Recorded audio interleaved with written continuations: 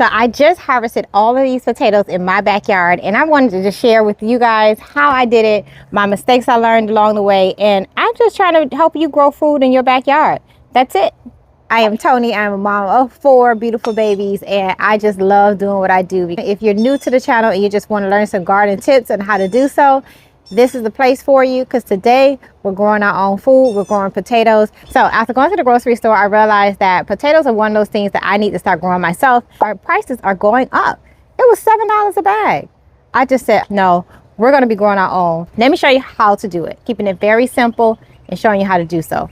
So if you haven't had a potato in your kitchen, right, in your pantry, my daughter hates seeing these things on there. We call these eyes. And once they sprouted, you have at least 1 or 2 on a potato, you can go ahead and plant these, and they're going to grow more potatoes for you. And it's very simple to do. We cut it off, think of an egg or a golf ball size, let it dry for at least a day or 2. That way it's not going to rot when you put it in the soil like that. So that way this side, you let it dry for a day or 2. So let's go plant them. Before we do, I'll show you, I planted them last time in the ground, and they did well. As you can see, I just harvested this from the ground. They did well. However, it was like digging for treasure. So I don't know if I left some in the ground, and it was a little workout trying to find them. My babies love finding them, but I want to save my time. Again, saving me the headache, and I'm keeping it simple. I'm putting it in a box. The box that I have is, I can show you. Come on. So the last time I did this, I planted the batch directly in the ground, about 4 to 6 inches deep, with the eyes facing up. This time I'm gonna do the same, but in the box. I found a ruler from a birthday party I just came from, my kid's birthday party, and it's actually 6 inches.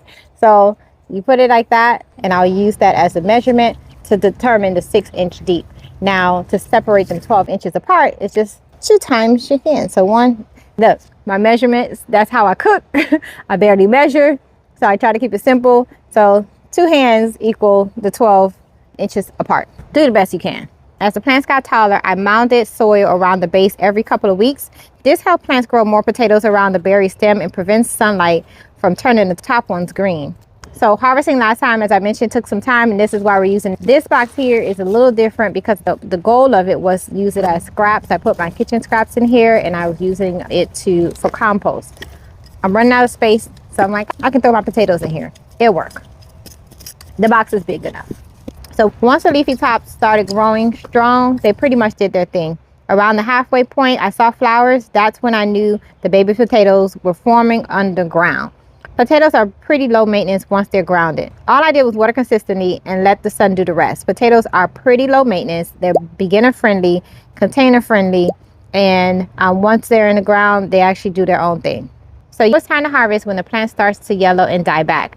I wait about a week after the foliage dies to let the skin thicken up for better storage. Then I dig around and started pulling the potatoes. And listen, it really does feel like you're digging up buried treasure. It was really fun to do. I just want to try a different method next time. So after I harvest the potatoes, I'm just going to lightly dust off the dirt without really messing up the skin, because the skin is really sensitive right now. You see? It's already scarring.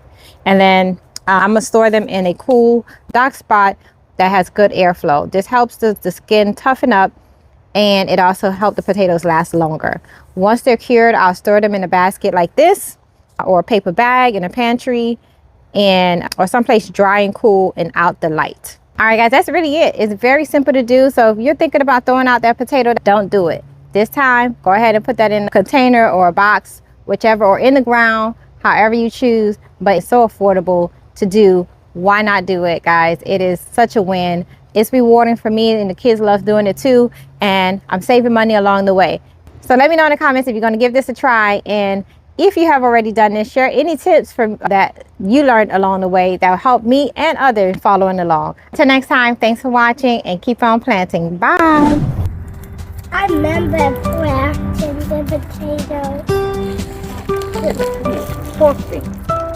Remember planting. Got it! A potato! Daddy! Yeah, I see. I got a potato! Good job, baby. I have Whoa. That's a potato. Ooh!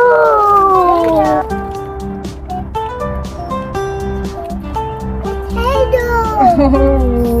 Beat that One. down for it to be a good harvest. Ooh. Onions from yesterday, I think. And my potatoes from today. Look, I got food. Grocery shopping in your backyard, guys. Backyard. Mommy, Mommy. Let's go, ready. Let's go.